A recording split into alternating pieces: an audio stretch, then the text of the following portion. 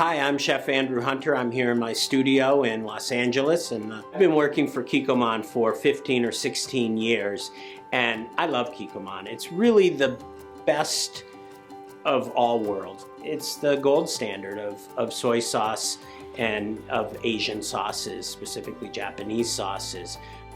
So I am most inspired by Japanese, Chinese, and Korean food. I think because well, first and foremost, because of the umami. Umami is the gateway to flavor, and so it really is a distinct difference between, say, French and Italian cuisine.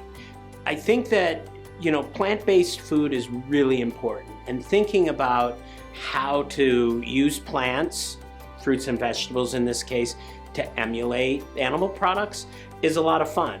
Today we're making a spicy tomato crispy rice, which is a play on spicy tuna.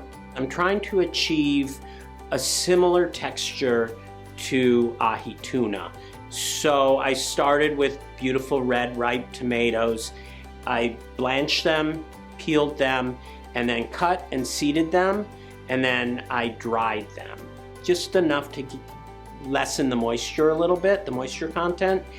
And then I made a tomato tamari dashi, and that became almost like the dressing or the seasoning for the tomatoes. I added some tomatoes, and then I pureed them in my blender, really super fine, and so it has a rich sort of briny tomato flavor, briny coming from the seaweed. Then just put a little bit of sriracha in.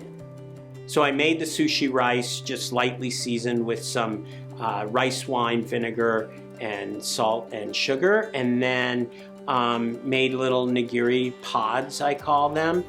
And we're gonna make those crispy in oil that's peanut and sesame oil.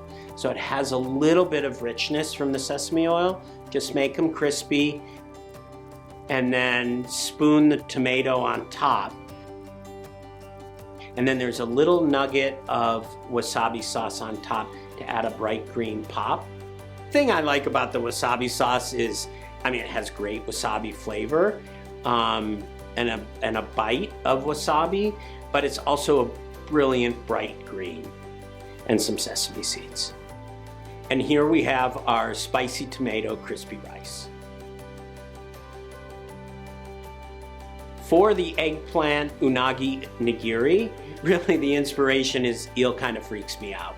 Eggplant is a perfect emulator of eel. What I do is I start with an eggplant and I roast it in the skin until it's soft.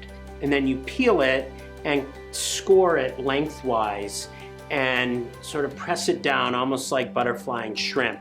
And then you brush it generously with unagi sauce and broil it.